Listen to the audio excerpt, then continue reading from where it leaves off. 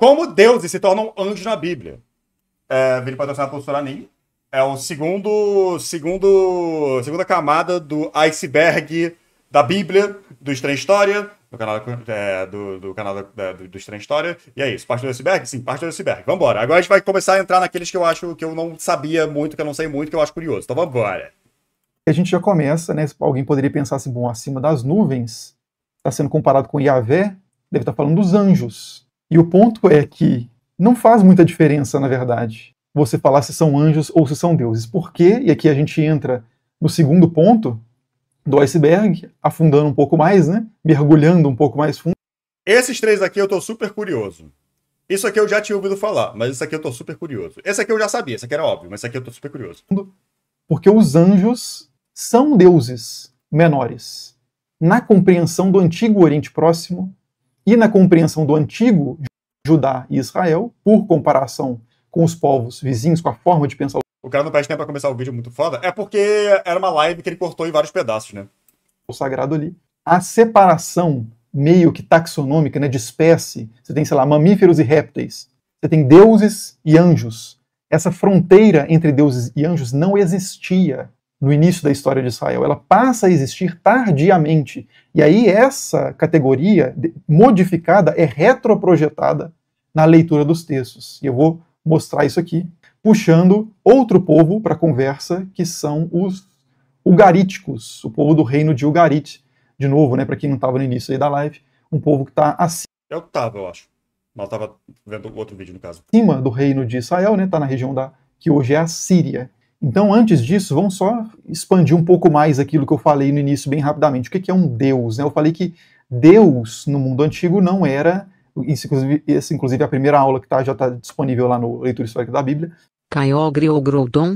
E por que o Kyogre? Porque o Kyogre é muito mais brabo que o Groudon. Não tem nem comparação. Tem a mínima da comparação. Pau no cu daquela lagartixa de 20 metros. Foda-se, baleia. Entendidos como oniscientes, onipresentes, onipotentes. Podem tudo, sabem tudo, fazem tudo, estão em todos os lugares, são incriados, são todo-poderosos, né? Nada disso. A ideia de Deus não passa necessariamente por esses critérios. Você pode até ter um Deus que tem as características, mas essa categoria ela não define as figuras que compõem, né, esse conjunto. Porque você tem muitos deuses, vão para a Grécia, por exemplo, a pegar a mitologia mais conhecida. Você tem Zeus, que é um deus que é Sim, tá vendo Bleach de novo. mais forte do que, sei lá, Hermes, que é meio que um funcionário de Zeus, né? Não, porque o Hermes dá Speed Blitz do Zeus, pô, óbvio. Responsável por fazer ali a comunicação dos mortais e imortais, por exemplo, né? Um deus mensageiro, etc. Zeus, na Ilíada, a gente vai ver isso daqui a pouco também, nos textos lá na poesia grega, ele ameaça os outros deuses, falando que ele é mais poderoso. Os outros deuses abaixam a cabeça para ele. Tem deuses, por exemplo, Atena, que... Power scaling de mitologia não, por favor, não. Surge em um certo ponto Vamos saber o no Hades, eu não ligo? Hermes é bom no Hades, pô. Hermes funciona. da história. Ela nasce, Não é um Dionísio da vida, mas é bom. ela é criada, e vários outros, né?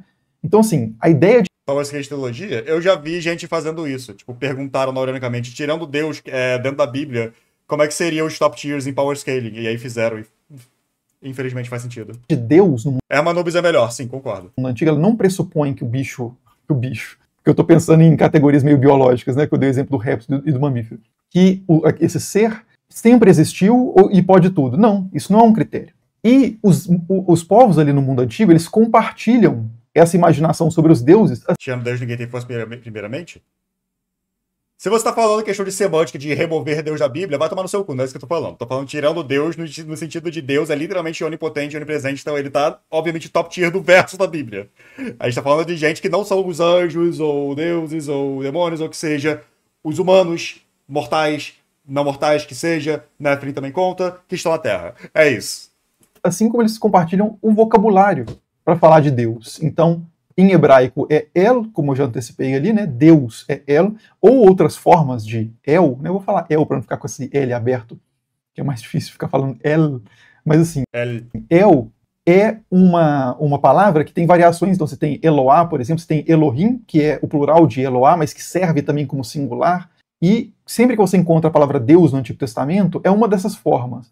Ou é El, ou Elohim. Eu sei, mas nesse sentido, se você tirar a fonte de poder deles, a gente precisa falar, mas eu tô tirando a fonte de poder deles, eu tô literalmente só não colocando Deus na lista de power scaling porque ele ganha e ele está lá em cima. Não estou falando pra tirar ele do universo, pra fazer o power scaling do resto, pô. Principalmente Elohim é o mais comum, ou Eloá, ou Elim, no caso de deuses, ou Elohim, usado como deuses, no plural também.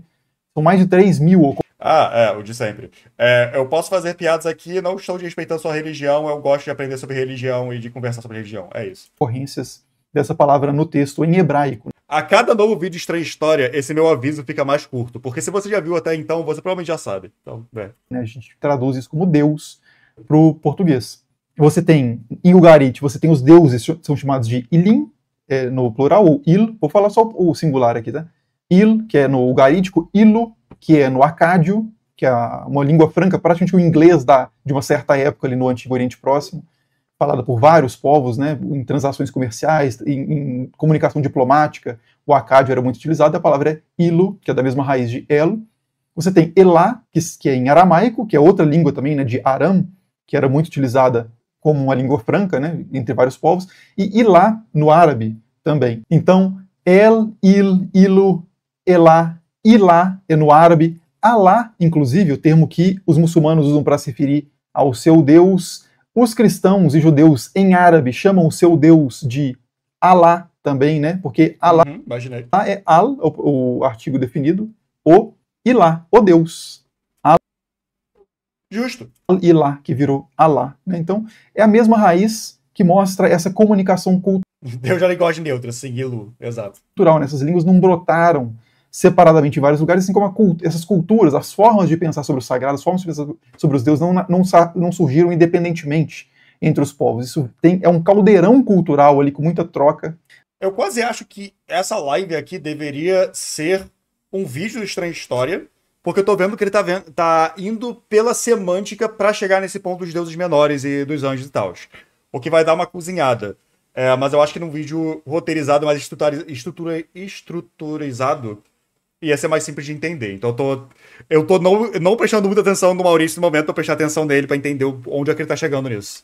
Da qual emergem textos como os textos de Ugarit e como os textos da Bíblia. Então, os deuses de Ugarit, aí vamos falar especificamente dos deuses de Ugarit, que são uma grande família. Esse aqui é Okay. Uma das tabuinhas de Ugarit que contém o ciclo de Baal. Né? Uma das tabuinhas que tem o ciclo de Baal, são as histórias de Baal, só contextualizando, inclusive. É muito interessante isso, porque a gente... Ele tá seguindo o roteiro, já vi são assim, mas é mais bullet point nesse caso. Não, sim, é porque, tipo, dá pra ver que é um roteiro, senão claramente se perderia muito, considerando que é uma aula, ao mesmo tempo que é uma live. Só que seria melhor, tipo... Como é que eu digo isso? Mais estruturadozinho sem ser em live. Onde cada palavra é, tipo... falada e repensada de novo e depois vista na edição pra cortar alguma coisa, adicionar depois e blá blá blá. Em live meio que você não tem como fazer isso, por isso que meus pensamentos em live são muito mais simples do que fazendo um vídeo, por exemplo. Mas a gente sabia que existiam deuses que eram adorados, né? Mas eu digo isso mais porque eu estou tendo que prestar 180.000% de atenção agora, porque eu estou curioso do que ele tá falando. E que são Baal, Asherá, El... e outros deuses que a gente ouve, que vê esses nomes na Bíblia, ou vê esses nomes em outras documentações, mas a gente não tinha textos tão completos falando sobre a história desses deuses. Baal é um deus que era adorado em Canaã, né, no Levante, em volta ali de Israel e Judá, e dentro também de Israel e Judá. Mas o que diziam sobre esse Baal? Como é que ele era representado? Quais os seus atributos, as suas tarefas, as expectativas que se tinham sobre ele, os cultos, como é que eram feitos para ele? Ele claramente era um carneiro, pô, porque Baal. E em Ugarit... Desculpa, Maurício. Que são os caras que adoravam de fato esses deuses, eles escreveram muito sobre isso, e a gente encontrou isso Faz isso não. no início do século XX, na década de 1920. Uma coleção gigantesca de textos que trouxeram à luz novamente esse conhecimento que tinha sido perdido, porque o culto de Baal tinha sumido na história por volta do século III depois de Cristo, é um dos últimos registros do culto de Baal ali naquela região, né, que já era chamado... A pena precisa ver, vamos ter que cancelar. Ela não foi ofensiva. De Zeus Heliopolitano, fazendo uma relação com uma interpretação grega desse Deus, né? Enfim, esse é tema que a gente vai discutir lá no curso. Eu não posso ficar entrando em cada uma dessas coisas aqui, senão a gente não acaba essa live, que a gente ainda está no segundo tópico, eu acho, né? Do iceberg. Mas beleza. Então a gente tem o ciclo de Baal, e lá a gente encontra referência a esses deuses. Então a gente tem uma grande família de deuses, que tem os deuses criadores, esses são os primeiros, que são El e Atirat, e o El chama simplesmente Deus mesmo, é um nome próprio, mas que é a mesma palavra do substantivo comum Deus. Então um Deus chamado de Deus, pura e simplesmente. El e Atirat é a Era mineiro, era um deus Baal. Tá, essa foi boa. esposa dele, e eles têm vários filhos, que são referidos coletivamente como os filhos de Atirat, os filhos da Sagrada também, ou os 70. E eles são Anat, por exemplo, Yari, que é o Lua, e Shapash, que é a Sol. Tem o Shahar e Shalim, que é o amanhecer e o entardecer. Tem Baal, Eu não consigo mais, desculpa. famosíssimo. Yam, que é um deus que é derrotado por Baal no ciclo de Baal. E vários outros deuses, né? E você não tem só essa estrutura patriarcal, né? Porque você tem os deuses, eles são pensados a partir da estrutura social do mundo que falou sobre esses deuses. Então, a sociedade de Ugarit era uma estrutura patriarcal, no sentido de que tinha uma figura líder da família, que era o patriarca, um homem mais velho, o pai, e em torno dessa figura eram agregados a esposa, que tinha um estatuto mais reduzido naquela sociedade, e tinham os filhos e filhas, e dentro desse esquema também tinham os funcionários, que faziam parte da casa, no sentido amplo, né? Da família estendida, os funcionários faziam parte também da família, da casa. Então, entre os deuses, você também tem os funcionários dos deuses. Você tem os pais, os filhos e os funcionários. O mais alto funcionário do panteão ugarítico é o Kotar Wahassis, que significa habilidoso e sábio, habilidade e sabedoria, que é uma espécie de um mordomo, um administrador da casa. Mensageiros, ok. E ele é um conselheiro também dos deuses, ele forja armas para os deuses, ele cria feitiços para os deuses usarem nos seus confrontos, e por aí vai. Então o Kotar Wahassis é o intendente da casa de El. E você tem outros funcionários menores, que são chamados, por exemplo, de hostes, que são meio que o exército, figuras que às vezes têm um caráter militar, às vezes não necessariamente, como o exército do céu. E você tem os mensageiros dos deuses, faz parte do quadro da corte, ali, da família, dos funcionários da família divina. Todos eles são deuses, tá? Não é porque El é o criador que ele só é Deus e os outros não são. Todos são chamados de Ilim, Sim. de deuses. Qual é o nome do vídeo? Não tô vendo os recentes. Como assim os recentes? É do corte de Trem História, não é do Trem História, não. Como deuses se tornaram anjos na Bíblia. Todos eles são são deuses. Todos eles recebem culto, todos eles recebem oferendas, todos eles são temidos pelas pessoas, todos eles são vistos como superiores aos humanos, aos mortais. São todos deuses. Mas tem essa hierarquia assimétrica de deuses. E entre esses deuses tem os mensageiros. Sim, a Eileen é a namorada do Rigby, exato, ela é uma deusa. Certo? Os mensageiros, que em ugarítico, a palavra mensageiro... Tá, agora estamos indo, agora estamos seguindo, agora sim. Essa é a parada de vídeo e live do Estranha História. Ele cozinha muito pra chegar no ponto. E é muito bom, mas você fica um pouquinho confuso. Eu comecei confuso, mas agora já estou entendendo. Ela é escrita assim, né? Isso aqui é uma Moleque! transliteração, porque ela é escrita a partir da escrita cuneiforme, né? Que é essa escrita aqui. Mas isso é passado para as letras latinas. Eu tô muito idiota, desculpa. Que a gente está mais acostumado com elas, como M, L e K. Só tem consoantes porque a língua ugarítica era só de consoantes, assim como o hebraico, né? M, L, K. M, L, K seria algo como malach. Malach, se você inserir algumas vogais. Moleque. E no plural seria malachim, ou malaquim. Bom, seria como, por quê? Por que eu estou traçando essa comparação? Porque no hebraico é exatamente isso, né? Mensageiro no hebraico é malach e Baal é oficialmente carioca. mensageiros malachim. Então é exatamente a mesma raiz linguística. Tá? Isso aqui não é porque é parecido, não estou fazendo assim, a palavra manga parece com a palavra panda, sei lá, nem parece muito, né? Mas assim, não, são palavras que a gente pode traçar, né, a história do desenvolvimento linguístico dessas palavras. A gente constata que ela tem a mesma raiz semítica. Então a palavra que os ugaríticos usavam para mensageiros é exatamente a mesma. Parece nome de Tolkien, carambola, curioso. Uma palavra os hebreus, né, os israelitas e judaítas usavam para mensageiros. É como se eu dissesse advogado e um colombiano dissesse abogado. A gente percebe que são palavras diferentes, porque estão em línguas diferentes, mas são da mesma raiz, tá claro? Beleza. Então, os deuses menores, mensageiros, funcionários da corte celestial, eram chamados de, passando para o hebraico, né, a palavra semelhante em hebraico seria Malek. Moleque, no caso. Malachim. Ou Malachim, pode ser também. Que é a palavra que no hebraico aparece como angelos. No grego é transliterado assim, né? Porque são 2 gamas, mas quando tem essa estrutura com 2 letras gama, você lê uma como N aqui, né? Então é angelos. Angelos, em grego... Curiosamente, malaca é uma palavra em grego, né? Eu sei disso por causa de Assassin's Creed, quase que exclusivamente. Mas, é mensageiro também. Então, por exemplo, João Batista, que é um humano, é chamado no Novo Testamento, no texto original grego, de angelos, um mensageiro, aquele que vem antes de Jesus, que vem anunciar, né, o Messias, aquele que precede o Messias. Ele é um mensageiro, ele é um angelos, que proclama no deserto, etc. Né? Só que essa palavra angelos, do grego, que é de onde, claro, isso já está claríssimo agora para vocês, né, todo mundo já sacou isso, nem precisa falar, é de onde vem a nossa palavra anjo. Essa palavra angelos passou a ter depois um sentido específico de se referir a um tipo de ser sobre-humano, certo, sim, que poderia inicialmente ser um mensageiro divino, ele mesmo divino, ou um mensageiro dos deuses, mas ele já não mais divino, ele é pensado como uma figura que está em outra categoria. Então, mamífero e réptil, né? Então você tem coisas que são totalmente mamífero, réptil e Deus, vambora. Diferentes, separadas, tem deuses e anjos. Originalmente não tinha isso. Você tem seres sagrados, que são os Ilim, os Elim, Elohim, são seres sagrados, podem fazer o mal, podem fazer o bem, podem ser fracos, podem ser fortes. Bom, todos eles são mais fortes do que os humanos, mas podem atrapalhar a colheita, podem ajudar a colheita, mas todos eles são chamados, estão na mesma categoria. Um pacotão muito diversificado, mas estão no mesmo pacote, que é o pacote dos deuses. E os anjos também. Os anjos também.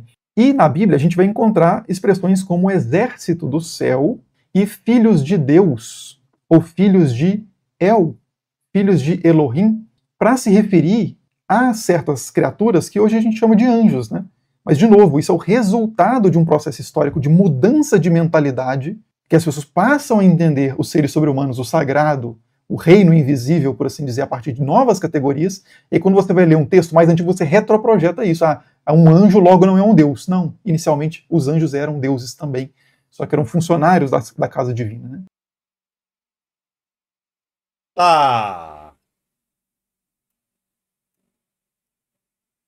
Tá, eu acho que tipo, a parada é que esse é o caso por questão de semântica, né? Mas, enfim. E aí uma passagem interessante sobre isso, que fala sobre o... CLT, sim. Sobre esse exército do céu, né? E o termo mesmo aparece exatamente assim, né? Exército do céu, o mesmo termo que aparece, por exemplo, na documentação ugarítica, é esse texto do primeiro livro de Reis, em que Miqueias é um profeta, e ele, qual que é a situação? Que eu vou ter que contextualizar um pouco. Alguns de vocês já devem conhecer essa passagem. Mas é uma situação que é o seguinte, o rei Acabe, que era o rei de Israel, do reino de Israel... O rei All Cops Are Bastards?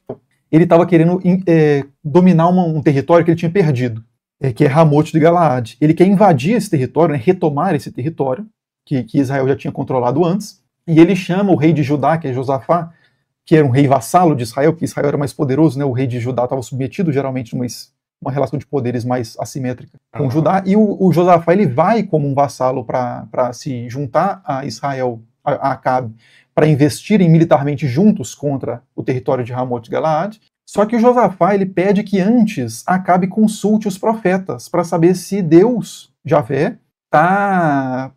vai favorecer essa campanha militar, se a coisa vai dar certo, se eles estão segundo a vontade divina, por assim dizer, né?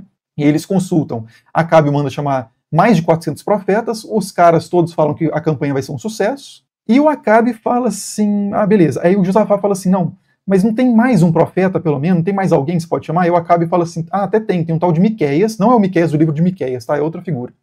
Tá. Tô tentando calcular o que ele tá falando, tudo bem. Ele chama o tal do Miqueias, ele fala assim, tem um tal de Miqueias, mas esse Miqueias, sempre que eu chamo ele pra cá, pra corte, ele só fala coisas negativas. Ele só fala que vai dar errado as coisas que eu quero fazer, não fala nada favorável. Aí o Josafá O segundo Miqueias é secreto, exatamente. Ele estava junto com a segunda biblioteca de Alexandria. insiste, ele fala, Tava lá dentro. o Acabe acaba aceitando e fala assim, beleza, então vamos chamar o Miqueias. Aí chama o Miqueias aparece, e o Acabe pergunta, e aí, vai dar certo a campanha militar? E o Miqueias fala assim, vai na fé, né, vai embora, que vai ser tudo ótimo. Aí o Acabe fala assim, não, peraí, meu amigo, eu te conheço, eu sei que você tá segurando alguma coisa aí, porque... Vai dar bom, confia, vai dar bom, vambora. A gente acabou de definir já que a galera bíblica era carioca por algum motivo, então tudo bem. Porque você sempre vem aqui e Confia. fala coisas ruins, agora você vai falar isso? Aí o Miqueias fala assim, realmente, na Trabalha e confia. verdade, vai ser tudo horrível e você vai morrer, inclusive. Por que você matou eles, então? Tá, ok. Você não vai sobreviver a essa campanha militar. E aí fica aquela questão, né? Mas e os outros profetas de Javé? Por que eles falaram algo que não era verdade? Por que está em desacordo com Miqueias? Aí Miqueias explica. Ele fala como que aconteceu isso. Por que os outros profetas de Javé falaram algo que não era verdade? Pelo seguinte, Miqueias diz, escuta a palavra de Javé. Eu vi Javé assentado sobre seu trono, todo o exército do céu estava diante dele, à sua direita e à sua esquerda. E Javé perguntou, quem enganará Acabe para que ele suba contra Ramote de Galaade e lá pereça? Então você tem uma cena que é Javé entronizado, né, tá sentado na cadeira principal ali de uma corte, e tem outras figuras presentes nessa Deus olhando o Miqueias, caguetando o plano, sim. presentes nessa corte. Aquele filme de lá é muito estúpido. Ele é curioso por ser uma versão ficcional dos conceitos bíblicos. Tipo, pega os conceitos bíblicos e leva eles da forma mais exagerada possível pra algo ficcional. Eu acho curioso, mas eu acho que é o mais fraco do Aronofsky, que eu gosto muito do Aronofsky como diretor. E eles estão numa espécie de reunião deliberativa. Ele passou um tempinho meio na vibe de religião, né? Porque depois ele fez Mãe, mas enfim. Então o Javé fala assim, quem de vocês, né, quem que a gente vai mandar, é um mensageiro basicamente, quem que a gente vai mandar para enganar Acabe, para ele subir contra Ramote de Galaade e perecer, para ele ir na campanha e morrer, porque o que a gente quer é isso aí. Porque Acabe era um rei que não era considerado justo, né? Eu lembro da minha mãe querendo ver esse filme, aí chega nos anjos como golems, ela só assistiu. Ah, os golems eram anjos? Deve serem anjos? Eu não lembro como é que eles explicam no filme, mas na minha cabeça era pra eles serem os Nephilim, tipo uma adaptação entre aspas dos Nephilim. Mas são anjos mesmo? Faz sentido. Aos olhos do Senhor, então Javé ia punir esse rei dessa forma, fazendo com que ele perecesse no campo de batalha. Aí o texto diz, né? Aí Miqueias diz, este dizia uma coisa e aquele outra. Então, começa uma discussão na reunião deliberativa. Esses membros do tal exército do céu, um fala uma coisa, outro fala outra coisa, e aí vem, o Espírito se aproximou e colocou-se diante de Javé. Sou eu que o enganarei, disse ele. E Javé lhe perguntou, e de que modo? E respondeu, esse Espírito é um dos... Pelo que eu me lembro, a gente fala que são 7 caíram do céu, achei que seriam anjos, mas pode ser Nephilim também, porque faz muito tempo que vi. Também faz muito tempo que eu vi, então não lembro. Então, blé, olha, ok. Eu realmente não gosto desse filme. Eu acho esse filme blé pra caramba. Agressivamente blé, muito blé. Mas eu gosto muito de Mãe. Mãe que ele fez depois também é muito interessante. Só que ao mesmo tempo que ele pega conceito de Bíblia e de Deus e os caras 4, ele coloca de um ponto de vista que, se Noé já irritou uma galera por ser tão fictício assim, Mãe muita gente pode ver como blasfemo. Então... mas é muito bom. Membros aí do conselho do exército do céu, né? Respondeu, blasfêmico, não sei. Partirei e serei um espírito de mentira na boca de todos os seus profetas. Então, um dos membros da Assembleia Divina vai descer e vai enganar os profetas de Javé. Okay. Vai ser um espírito de mentira na boca dos profetas, e aí Javé diz, tu enganarás, serás bem-sucedido, vai e faz assim. Então, da forma como foi sugerido, está aprovado, essa figura vai, engana os profetas, e é por isso que os profetas não estavam mentindo de sacanagem, eles não estavam enganando o Acabe. Eles estavam falando por meio de uma revelação, só que uma revelação feita por um dos integrantes do Exército do Céu, que foi Blastoise, sim, para lá enganar esses profetas. E é isso que Miqueias, assim que Miqueias está justificando o fato de que ele está dizendo uma coisa que os outros não estão dizendo, né? Okay. E ele diz, eis, pois, que Javé infundiu um espírito de mentira na boca de todos esses teus profetas, mas Javé pronunciou contra ti a desgraça, na realidade, porque é isso que vai acontecer, e eu sou o único que estou trazendo essa informação verídica, porque eu vi o que estava acontecendo na reunião deliberativa. Então, Ó só, irmão, Deus te odeia, tá? É isso. Essas figuras, né, que geralmente as pessoas vão ler esse texto e vão pensar assim, são os anjos, um anjo foi, eles são membros do tal exército do céu. O texto em momento nenhum fala anjos, né? Ou seja, porque é tão chato que nem Deus quis mandar o anjo pra enganar ele, e isso morreu o plano. E pelo contexto antigo, do Antigo Oriente Próximo, a gente enquadra esse texto... Mas eu queria saber o que acontecia depois. Se ele morria. Se o Acabe morria. Dentro de um tema que aparece entre vários outros povos que estão ali em volta, que é o tema da Assembleia Divina, do Conselho Divino. Que os deuses, que são sempre vários, eles se reúnem... Puxa o livro dos reis aí. Motran. Geralmente presididos por um deus superior, um deus mais forte, às vezes o pai desses deuses, e eles decidem o que vão fazer, discutem, chegam a uma decisão, executam essa decisão com a aprovação do Deus Supremo. Esse é um tema muito recorrente em várias culturas ali em torno de Israel e Judá, inclusive Israel e Judá, né? Então, por exemplo... Nem Deus quis, era tão chato que só fechou o POV dele. Eu vou tacar no Google rapidinho. Acabe, Bíblia, destino. A porra da Iava me respondeu, eu acho. Não, mas tipo, tá, ok. Acabe. Aqui, tá. Dados bíblicos. Acabe foi gravemente ferido na batalha de Ramot Gileade contra Ben-Hadad por uma flecha síria durante o combate. Morreu no 22º ano do seu reinado. É isso.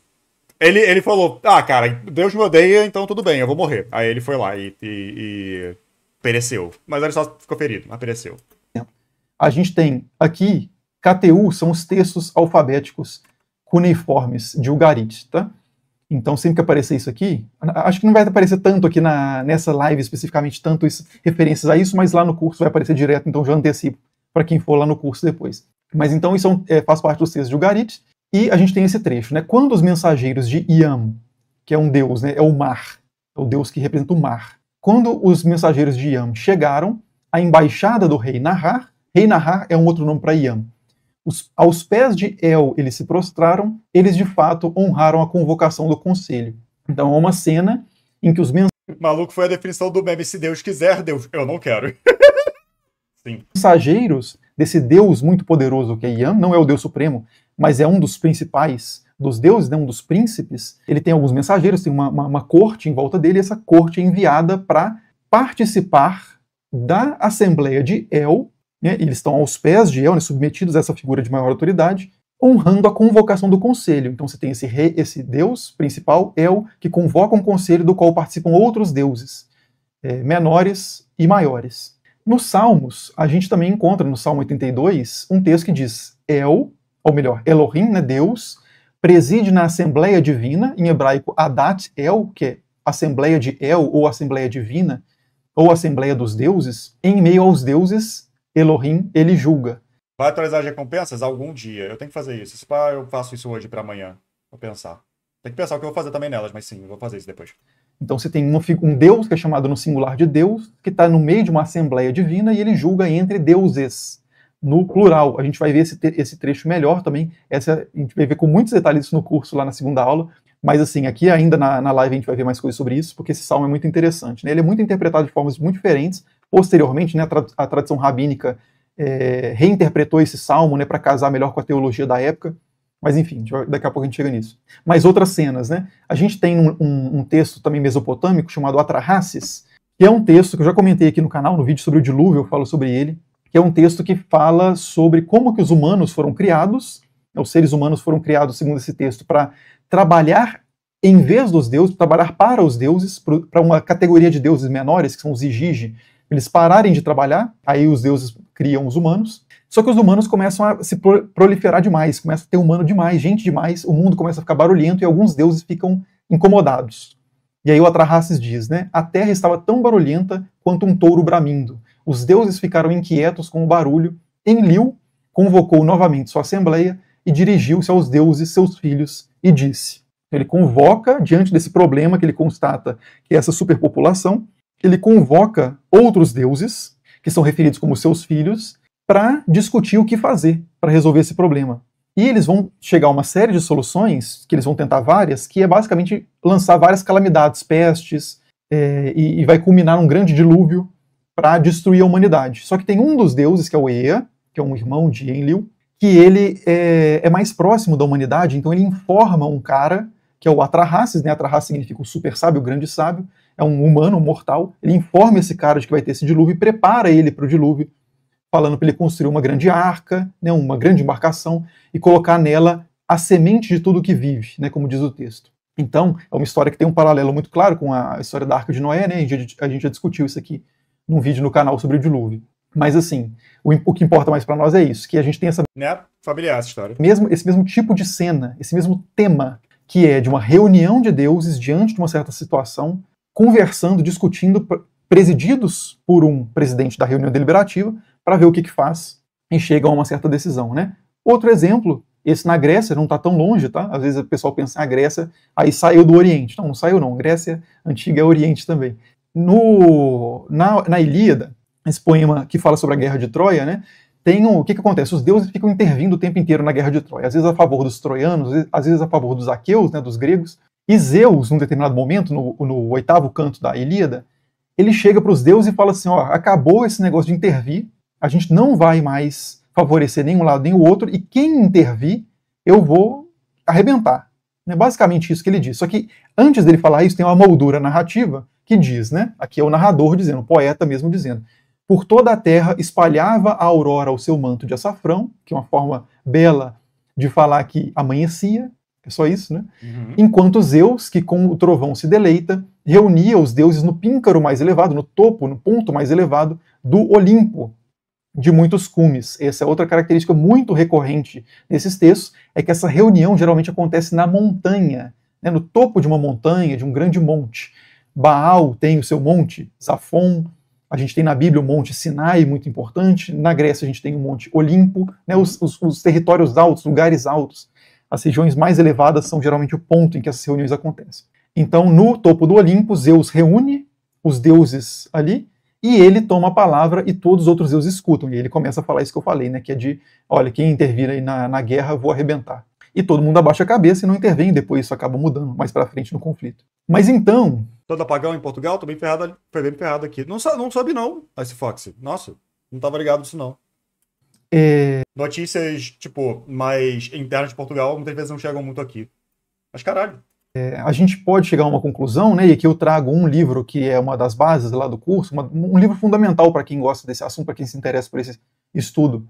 Eu tenho interesse, mas ok. Da Bíblia no contexto do Antigo Oriente Próximo, né, que é a origem do monoteísmo bíblico, o pano de fundo politeísta de Israel e os textos de Ugarit. Foi por isso que o Brasil foi abandonado, porque a gente não tem monte e tivemos que criar um deus barra monte artificial. É a vida. Né, do Mark Smith, uma das principais autoridades nisso, da Universidade de Nova York, né, ainda é atuante lá. Ele escreve aqui, né, na página 50 desse livro, Os Manuscritos do Mar Morto, que é uma coleção de textos que incluem textos bíblicos e textos que não fazem parte da Bíblia também, por volta do terceiro século antes de Cristo até o primeiro século depois de Cristo. Os manuscritos do Mar Morto frequentemente se referem a poderes angélicos como Lim, que é o plural de deuses. Uhum. Então veja, os manuscritos do Mar Morto são textos hebraicos, tá? São textos em hebraico, vocês podem ver aqui, inclusive, são textos em hebraico, escritos por devotos de Yahvé, são judeus, né, fundamentalmente, e nesses textos, os anjos, quase, nessa época, ainda são referidos como deuses, muitas vezes. Literalmente deuses. Mas, após o estreitamento anterior do panteão e o colapso dos níveis intermediários, né, então você tem aqui, lembra que você tem o Deus Supremo, El, e a sua esposa Atirates também não estão no mesmo nível exatamente, mas é uma criadora também, mas numa sociedade em que a figura masculina é central, no panteão também a figura masculina será central. Uhum. Então você tem El como a figura principal, você tem vários deuses intermediários e você tem os funcionários lá embaixo, que também são deuses. O que acontece é que com o tempo, no caso da religião de Israel e Judá, essas camadas intermediárias são suprimidas. E aí você passa a ter o Deus, que passa a ser entendido como o único Deus, e os funcionários param de ser referidos como deuses, eles passam a ser referidos como anjos, né, que é o que eu estava dizendo. Uhum. Mas isso é tão demorado, esse processo é uma coisa tão tardia na história do judaísmo antigo, que ainda no terceiro século antes de Cristo, né, nos tempos dos manuscritos Mar Morto, a gente encontra textos que chamam anjos de deuses. Isso é bem interessante, na verdade. Ok. O tamanho do vídeo e a construção inteira faz sentido pra chegar nesse ponto. Acho que é muito Eu acho que esse foi um react que eu fiquei muito calado em muitos pontos, mas. Blé, eu tava tentando prestar atenção. É muito da questão de povos pegarem inspiração uns nos outros pra criar as suas próprias religiões em geral. Isso é algo que acontece normalmente, tipo, historicamente. Não vou dizer factual, porque factual é uma coisa meio escrota de falar em questão de tanto história quanto religião em geral, mas, tipo, é algo que acontece mesmo. Quanto como a linguística da tradução da Bíblia vai mudando com o tempo, para não só se adequar à época, mas como é a questão do período em si, da época em si, você vai alterando pelas informações que você tem ali. Então é interessante isso. Isso é bem legal. Imagina uma outra linha temporal em que os judeus não abandonaram o politeísmo. Seria interessante não ter nenhuma religião grande representando o monoteísmo. Isso seria interessante, mas ao mesmo tempo é aquela coisa que nós já sabemos. A própria Bíblia e outros textos históricos não, textos religiosos do judaico-cristianismo, percebe a existência de deuses fora Elohim, fora Deus. Só que eles são deuses menores que não deveriam ser cultuados. Mas aí traz a ideia dos anjos, o que é super interessante. Super interessante historicamente. Tá anotando tudo pra implementar no seu RPG barra livro? Não, já tem minhas inspirações certinhas em cada coisa que eu queria ter pra religião, que é um dos aspectos mais importantes do meu livro barra história barra RPG. Enfim. Então, o colapso de seus níveis intermediários, essa palavra provavelmente transmitia a ideia de poderes celestiais, né? O Elim, subordinados ao único poder, que é Javé, o Deus Supremo do Panteão, em vez de divindades plenas. Então você tem essa redução gradual do estatuto dos deuses menores a não mais deuses, agora são anjos meramente. Mas isso é tão tardio que nos manuscritos Marmota a gente ainda encontra a ideia de que os anjos são deuses. Que loucura. Maneiro. Bem maneiro, na verdade. Bem interessante. Eu sei que eu não tive muito input interessante pra esse vídeo aqui em particular, justamente porque tipo, eu tava aprendendo com ele. Eu estava tendo uma aula, estava aceitando a aula que eu tava tendo, porque a aula que eu tava tendo tava legal. Mas muito maneiro mesmo.